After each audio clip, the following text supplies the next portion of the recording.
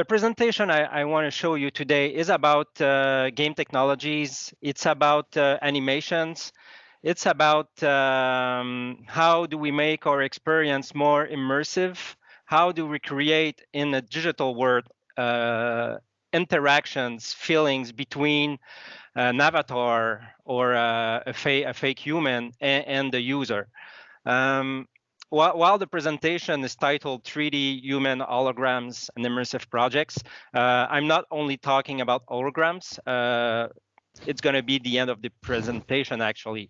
But we'll see a lot of the technologies that are available as animation and making your experience alive. So I mean, it's a topic. As you know, like the customers, they have access to a wide range of immersive technologies. But you know, website as well. The websites are getting more and more non-traditional, like experience you can live. The ultimate goal of that is to engage them into your experience. The more you create a bond between your customer and the brand or the product, the better your chance is for you that they remember your experience or your product. So in order for that to happen, then you need to create content that have added value, and that will create a bond between the user and your experience, as I said earlier. So one of the ways to achieve such a goal is to make your user interact with humans. A lot of the experience you're going to see on the market, the one that works well, very often you're going to have some kind of link between the user and some sort of avatar. Usually, I mean, it's not like an absolute rule, but having a customer interacting with an avatar or a human, it's the way that it's going to create the stronger bond. So AR and VR, it's a great way to do it. But as I said before, you have like other ways to create those bonds and those kind of experience with websites and stuff like that. So this document is about the technologies that allows us to bring humans into our immersive experience. It's about creating emotions. So emotions, that word is really important. Very often it's going to make experience believable.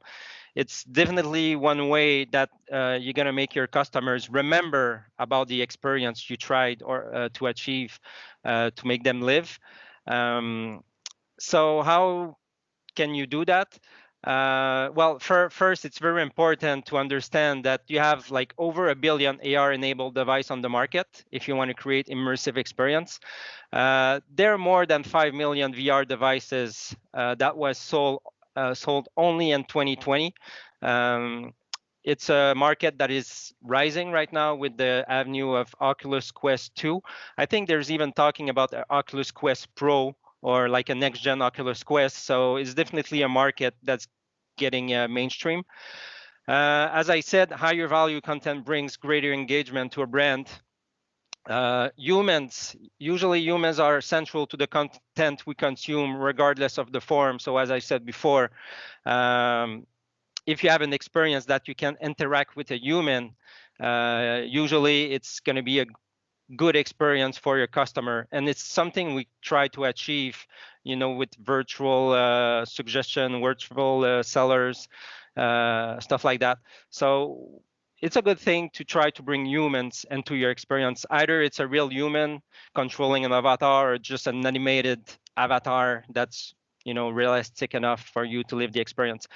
Another thing that's really important, we see more and more non-conventional websites that are more immersive. So I have an example here. Probably a lot of people saw it already. Let me see if I can go on my other tab here. So I don't know if some people saw this site. So as you can see, it's like 3D. So let me click a jacket. So you see, you can rotate around the jacket. If I drag, in 2018 he still hated. I see him now, they have switched sides. I told him so let me go back to my presentation. do I need to put full screen again? So there you go. I'm not presenting anymore. Okay, so that's a good thing to know for the next time. Let me try to find a way to put that full screen. That's bad. Share, no, comment. Why I don't have my presentation anymore? Bottom right, you have the button next Where? to the Zoom. Next So to I the have Zoom, I think, right? next to the Zoom, I have Bottom. here, this. Yeah. Okay, so let me. So yeah, so you have more and more non-conventional websites that are more immersive than traditional websites. So that gives us the opportunity to bring humans in a digital form into our experience. So I'm going to be talking about a lot of technologies here, but what are the key points to look when you're checking recreating humans into an immersive experience or a digital website, non-conventional website? So first point, fidelity. How close does it look to a real human? It's not, even if you have like the perfect representation of a human, I mean, it can still be a good experience, right? You didn't need to be as close as a human as possible. But usually fidelity is how close does it look to a real human. Animability, is it possible to modify it after creation? Immersiveness, how much does the user lose the awareness to the fact that he's not looking at a real human? So again, with link to the fidelity, you do not need to have a real human to have a good immersion into your immersive application. How does it cost to create? Money and resources, time. How long before it's usable in the experience? So that's like the 5 points. I mean, you can have more, but it's like the 5 principal points you're gonna look when you're looking at the animated technology. So I think there's like 5 principal groups about those technologies: avatars, 2D billboarding, 3D designed avatars, 3D scans and animations, and finally the volumetric videos. So it's the 5 topic we're going to be looking at. So avatars. So when we're talking about avatars, it's usually a customizable representation of a human. It can be like cartoon. Obviously, it's something that's going to be animated because you don't want a static animation. Usually, I mean, if you're talking about animations, you're going to have like a skeleton, you're going to have like rigging and stuff like that. And very often you're going to extract it from a video feed, because it's one thing to have an avatar, but maybe you want to make him do some movement. So either you have an artist that create the movements, or you try to extract the movements from a video feed. We see that more and more because very often we're talking about real-time experiences. For example, the face tracking on the iPhone X that can be used for face animations. So video feed is very important here. They are usually more cartoon style, as I said, and I mean, they do work really well. The brain is expecting some loss and fidelity, but are still immersive. So if it's well done, like for example, if it's a cartoon and it's a cute cartoon, your brain's gonna relate to it, and it's still gonna be immersive, even if it's not a real person. So I mean, Avatar, they work really well, and you can see them a lot into the virtual shopping experience where you, I don't know, you have like assistants, and then it's some sort of cartoon avatar talking to you. Usually cost and time are similar to modeling animating character in the game industry. So I mean, it's very similar. You have to model it, you have to animate it. So it's same as a game. Need to be careful about avatars that are made to look more realistic. So if your plan is creating an avatar that looks like a human, you have to make sure that it's really, really well done. and believable. Otherwise, the brain is really good at picking up all the stuff that doesn't make sense. So anything unrealistic features, I mean, it might break the immersion. It's even might be even better to create just a cartoon avatar than trying to fake a human and it's not done properly. So usually the fidelity is low. Because I mean it doesn't look like a real human. Animability is high. You can animate that as you need. You can use a video feed to try to get some real motions. Immersiveness, I mean it depends. Usually it can be high. It pretty good. It's pretty good. Particularly the comic avatars usually does a good job. Depends regarding the cost. It depends. It can be low. Usually the first time you create your model and stuff, then you pay a little bit more. But once it's done, then the cost goes down because you're reusing stuff that's already been done. Changing the animations, you don't need to change the model. You're just changing the animation. Keeps the cost down. Time, well, that depends too. I mean, it can be fast if it's like a comic character, cartoon style. If you want to have a real human, then you're going to need to put some more work. So as I said earlier, we're going to be watching a lot of videos today. We're not going to be watching all of them, but let's take a look.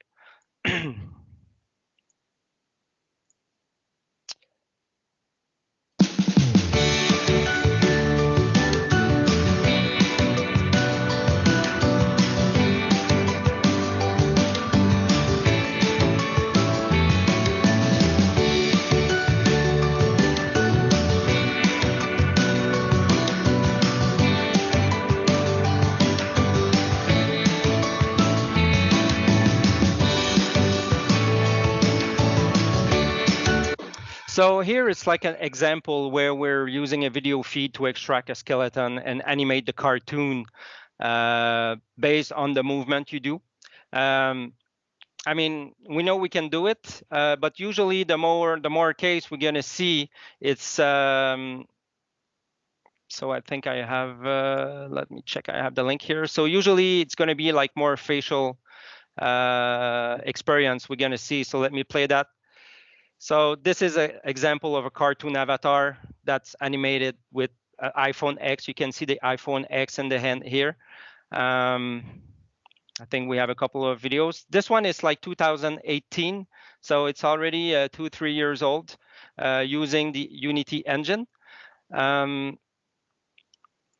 Now we have the same thing this year with the Unreal MetaHuman. It's not a long video. Let me just play. Yeah, anyway. Thanks for watching, and in the future, my video probably will mention more about how the Japan VR XR industry working.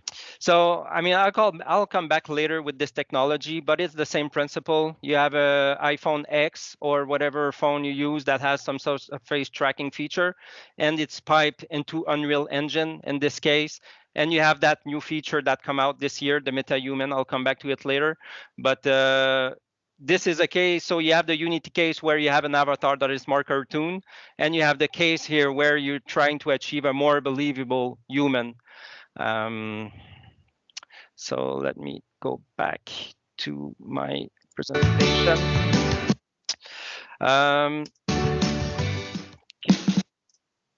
I think I went one step too fast. No, okay. 2D billboard. So this technique is a little bit different. It's like kind of the cheaper technique we're gonna see here. So this technique, kind of a fake 3D on the plane or fake a person on the plane.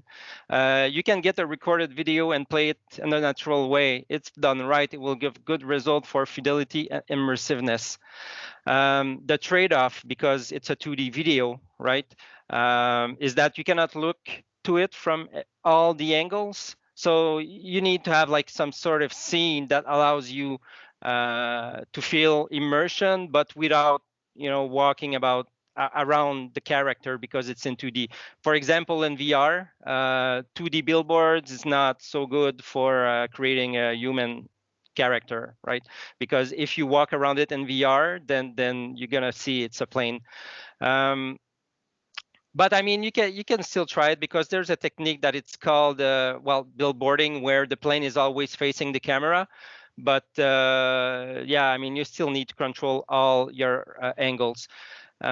This technique is usually used with a green screen. So I don't know if some people know zero density. I mean, I'll show videos on the next slide, but usually, I mean, if you can control the angle the user are watching, then the fidelity can be really high, because you're actually taking a real person from a video and just removing the edge with green screen techniques. So, I mean, you really have the feeling you're looking at the real person. Animability is high. I mean, you just redo the video. Since it's green screen, you redo the recording and until it fits your need with actors or people speaking or whatever. Immersiveness can be high. As I said, you're looking at a real person, so I mean, it's believable. The cost, it depends. It can be low if you're just using your student to record the videos and acting. But I mean, if you're hiring Tom Cruise, then it might be more costly. The time depends as well. It can be fast, it can be low, depends on the resource you're using. But if we do testing internally, like we can just pick a person, make the video, and just add that into game engines and use that technique. So I lost my mouse. Here's my mouse. So that's an example that we did in Montreal. I mean, it's just a video I've picked up. So that's like a 3D scenes, and we just use green screen techniques and just put like a person into the video. If I take a look here, so zero density, I was talking about a little bit earlier. So it's a big company that does that. So usually, I don't know, like let me play this one, but if you're talking about weather, it's a technology you can use. So it's like a 3D environment thing, and then you have like a 2D video, and they do like a composition in the game engine, and you put whatever virtual world you have. So this is like a 2D green screen technique with game engines that it's very believable. So let me go again back here. Oh, so I guess I have two windows running. So let me go back. It doesn't want to go down anymore. Okay, let me try to find the other one. Where's the other one? Here. There you go. Okay, so that was 2D avatars. So we're talking about here 3D design. So that's like when you want to go like another level, like realistic characters that are created and animated using specialized software. So that's usually state-of-the-art animations. You're gonna use that when you cannot have an actor that fits your need. You want to create like a character that's custom made for your project. Fidelity, immersiveness, animability, all that is high, but obviously it has to be well done. Time and cost are prohibitive. We're talking about state of the art here. It's all custom made with artists, modelers, animators. So as I said, is the best solution for very high content that require a unique character that is not a real person that you can capture from reality. Fidelity is high, animability is high, immersiveness is high. Cost, well, it's usually expensive because you're gonna have like many artists working on that, and they're gonna work on it until it's perfect, until it's perfect animated character. And the time, well, it's a multi-resource process. Cost is really high. So we're gonna watch a couple of videos here. So I don't know if some people are sensitive, but I mean, I was talking about creating motions right before. So let's take a look. So facial R will look, MetaHuman will look, this will look, Last of Us. So let's got a couple of civilians on the outer perimeter. Please advise. Daddy, what about Uncle Tommy? We're gonna get you to safety and go back for him, okay? Sir, there's a little girl. But... Yes, sir. Somebody, we've just been through hell. Okay, we just need... Oh, shit.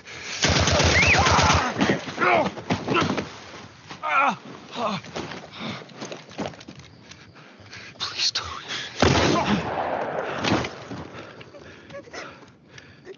Oh, no. Sarah. Move your hands, baby. I know, baby, I know. God. Listen to me, I know this hurts, baby. You're gonna be okay, baby. Stay with me. All right, I'm gonna pick you up. I know, baby, I know it hurts. Come on, baby, please. I know, baby, I know. Sarah. Baby. Don't do this to me, baby. Don't do this to me, baby. Come on. So I mean, it's quite immersion here is really high, right? I think it's really believable story. I don't know if somebody played the game. It's The Last of Us. It's a very famous game a couple of years ago. Animation are now even better. But here it's a very typical case where they didn't hire an actor, like they really create everything from scratch. I think I have another one, Quantic Dream as well. Let me go. So that was The Last of Us. So this one is even a little bit older. So the story is like you are in the future, you have like robots that looks like humans and they work as maid and stuff like that. And sometime in the production chain, then you get like maybe one robot that's having emotion that is not supposed to. So things. But And you're worth a fortune. Oh, I see. I thought... You thought? What did you think? I thought... I was alive. Shit, what is this crap? That's not part of the protocol. More memory components going off the rails. Okay, recording. Defective model. Disassemble and check the required components. You're disassembling me, but why? You're not supposed to think that sort of stuff. You're not supposed to think at all, period. You must have a defective piece or a software problem somewhere. No, I feel perfectly fine, I assure you. Everything is all right. I answered all the tests correctly, didn't I? Yeah, but your behavior is non-standard. Please, I'm begging you, please don't disassemble me. I'm sorry, honey, but defective models have to be eliminated. That's my job. If a client comes back with a complaint, I'm going to have some explaining to do. I won't cause any problems, I promise. I'll do everything I'm asked to. I won't say another word. I won't think anymore. But I've only just been born. You can't kill me yet. Stop, will you please stop? I'm scared.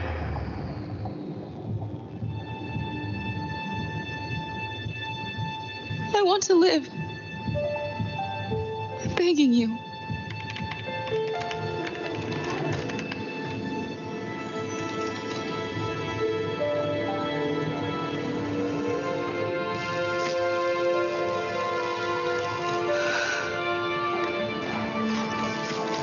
So as we can see, when it's well made, it can really brings emotion to the client. Obviously, I have a strong bias because I have a gaming background, but I mean, the time is not so far that we'll be able to bring that kind of technology to the retail, to immersive experience and stuff like that. So, I mean, each year they get us with easier and cheaper way to achieve such quality of animations. So it's, you know, it's like a big topic. So digital humans, I think I've talked to you a little bit about the meta humans. That's the new thing. I'll have a video later, but like that's with the Unreal game engine. They're using AI to create like real world characters, right, that you can animate and interacting with. So, but I mean, I'll keep the video for the end, but it's a very promising technologies here.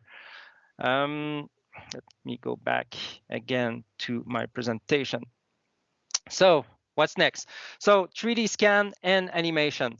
So the 3D design is when you want to create a unique character that you cannot get from an actor or somewhere else. 3D scan and animation, it's actually taking a real person, scanning him, and animating him to fit your need. So, I mean, it's a real life character that will get a digital twin. Basically, how it works is that we're going to take like pictures from all angles. We're going to rebuild that digital twin with photogrammetry techniques, rigging, standard animation. If you want to have like animation, then you can use motion capture software to create animations as well. Depending on the technology you use, it can be very high fidelity for good immersiveness. But I mean, the same point I said earlier, if it's not done well, then you're going to break the immersion. I have a link here. Usually you're just going to pay somebody that has the machine for you. But let's say Valtech would want to create like 3D scanning of people. Then you have a couple of models here. It can go up to $250,000, $100,000. I don't know. So I mean, it can be like really, really, really expensive. But usually you're just going to rent some time out of a studio. Let me go. So, I mean, the cost and time, it depends on the technology used, the fidelity, usually it's really high. Animability is high because you're doing a 3D scan, but you gonna animate it afterwards with using software or motion capture. Immersiveness is high. The cost is usually expensive. Either you buy the machine or you rent some time. And the time, well, it's a multi-resource process, so the cost is high. But as I said, I mean, by the time goes, we get cheaper technologies day by day. So let's watch a couple of videos.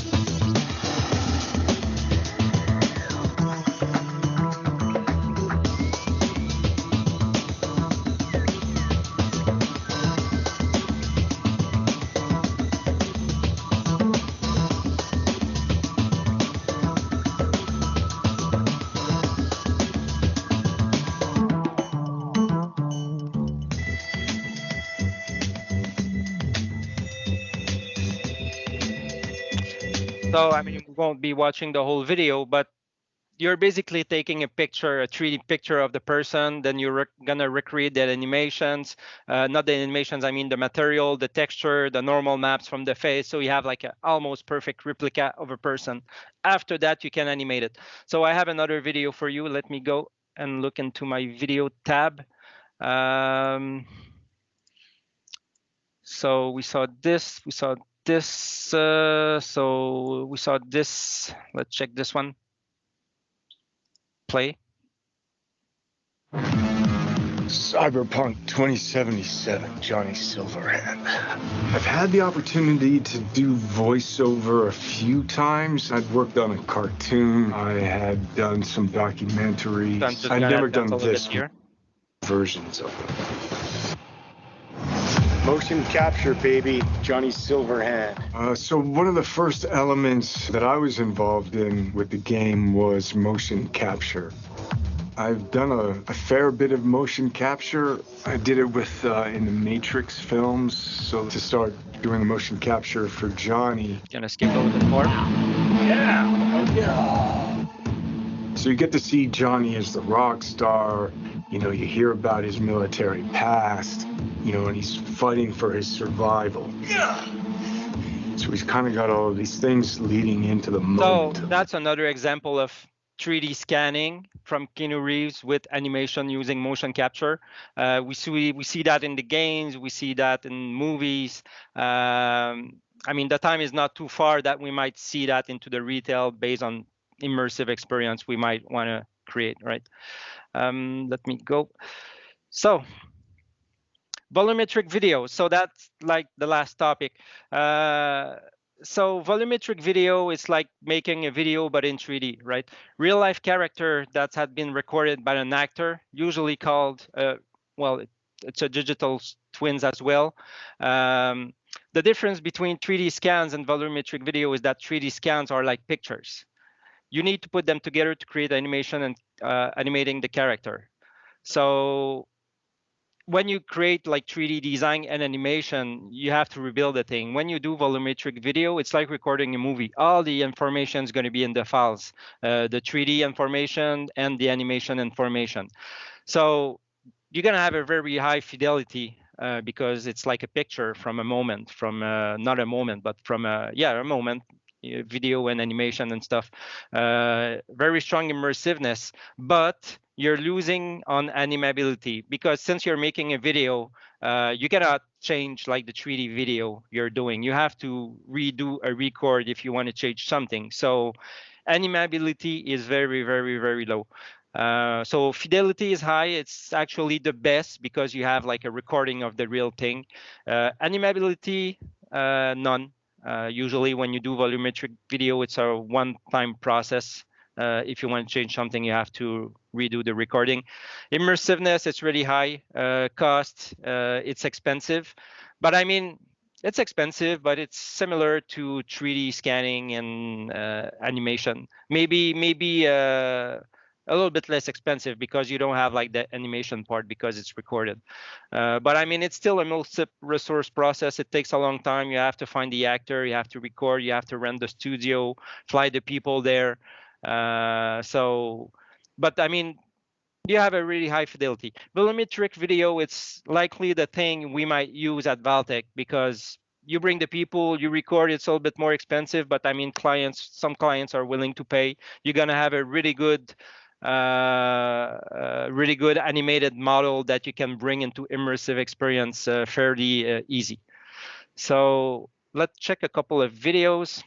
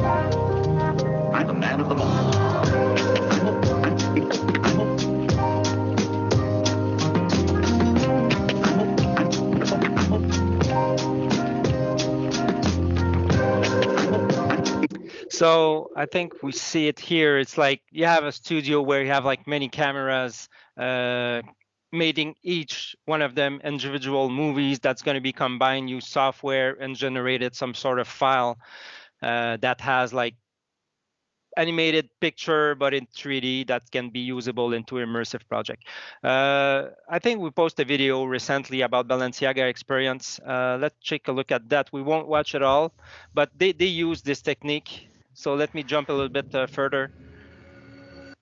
So that's a game like to show the clothing, right? So if you look here, whoop, I just got a little bit too far. So this is like volumetric video. It's like a person that's been scanned and they put it like in an actual real-time experience. So obviously they use a game engine. So this experience could be lived in the browser. So you would load a web page and then you could walk around and see all the clothing on the models. And I didn't play the game all the way to the end, but I mean, it was actually a real game.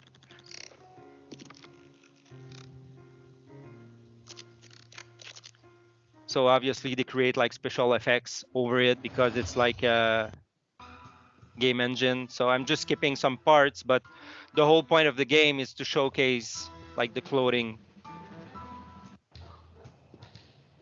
And then I think you have like a big finale.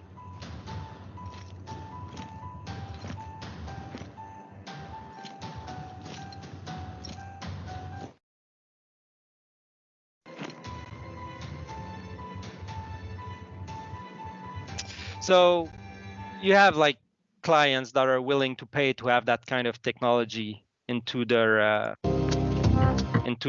project.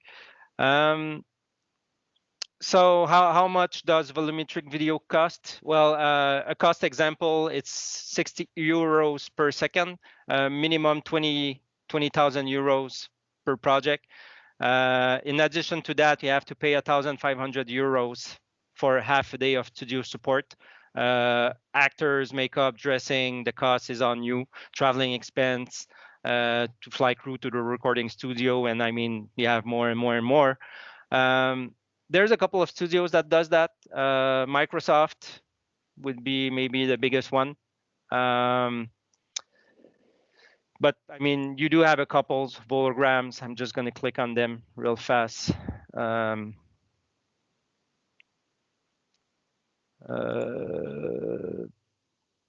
Neurable, I think it's a company that helps you using those kind of technology. They can create like project, but only not only for 3D holograms, but I think they do like avatars and stuff like that as well. So they have a couple of examples. We won't check them all.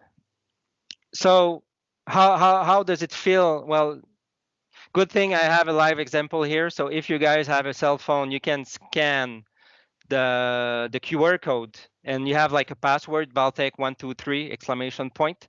So you can just point your camera on that and enter the passcode and just accept, you know, giving the access to the camera, the motion sensors on your phone. So what you will be having is experience where you have like a volumetric video playing in AR. So you can just point your table, just click on the screen, and you can have like a soccer or football player on the table. I don't have a video here, but yeah, just take a few seconds to scan it, try it. So if I try it on my side, usually what you're gonna see, it's like a volumetric video of a soccer player. You can see that you're gonna have like the shadow of the player. You can take your phone, you can walk around, you know, and pointing your phone at the player on the table. You should stay at the same location where you spawn it. So that's like an immersive experience. That's AR. So I mean, it's something that is accessible right now for us if we want to do immersive projects using that kind of technology. If you're wondering what we use as a software, we use a tool that's called Play Canvas. It's a game engine. Probably most of you knows about Unity or Unreal Engine, but those engines you need to install an application. In Valtech, well, at least in the Montreal office, we try to use Play Canvas, which is the equivalent of Unity, but on the web base. So here you don't need to install anything. You just create your stuff, you host it somewhere, and it's going to be like a normal web page, but that's going to be loading 3D. We're actually getting really good with this technology, so don't be afraid to reach us if you have like projects in mind. But we use this, but you have a couple of others as well. We have like A-Frame, Babylon GS, Sumarian, AWS Sumarian. There's a couple, but Play Canvas is my favorite one. We have another technology that it's called 8-wall that we start using as well, that allows us to create like all kind of different experience. So like augmented reality, we can do like image recognition and stuff like that. So I won't go deep into that. So I just have like a quick challenge for you. I'm going to show you a video and just let me know if you think this is volumetric video. So we prepared this scene to reveal our new version of Senua. And if you watch very, very closely, you'll notice that there's something strangely alive about her. So, action.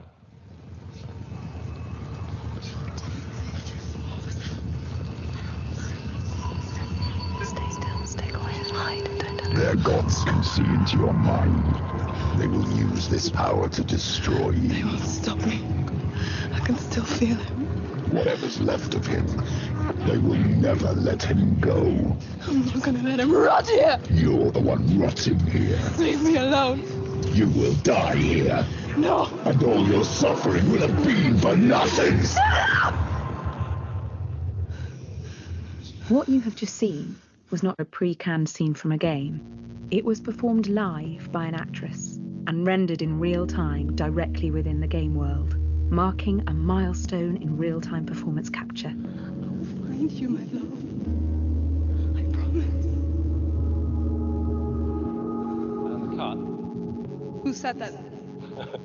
So if you look on that side of the stage, you'll see that Melina, our actress, has just performed the entire scene live in real time from within the Hellblade world. So, I don't know, do you guys think this is volumetric video?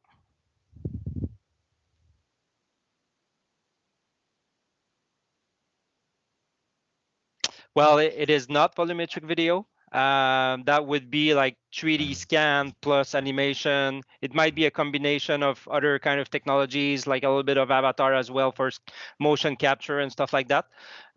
So I just want to pinpoint here, a volumetric video, it's like making a movie of a person in 3D. So it's not really real time, it's recorded, then after we just use it and consume it. I was talking to you about MetaHuman from the Unity engine, so let's watch a short video. Oh, not sure where it went. Oh, okay, there you go. I could be one of many. 主人公にだってなれる Je pourrais être architecte. Ou guide. Quizá un artista. You create the narrative.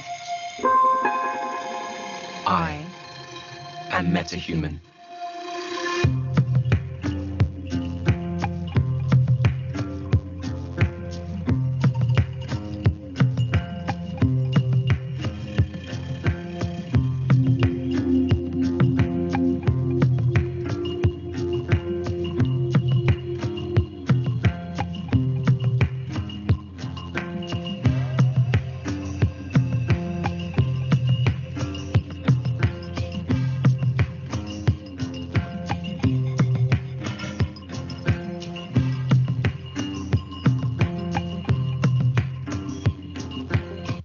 So what we need to keep in mind here is that this is state-of-the-art technology using Unreal Engine, but it never takes too long before those technologies or the actual model file gets usable by web game engines like Play Canvas.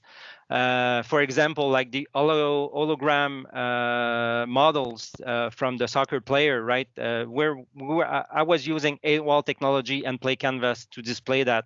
I mean, it's state-of-the-art technology, but all that come from the game world usually can be used into web game browser. So the whole point of this is at some point, maybe we will be creating websites, non-traditional websites that have immersive world, different experience that could have like MetaHumans, people talking to your customers, animated, reacting with some AI integrations.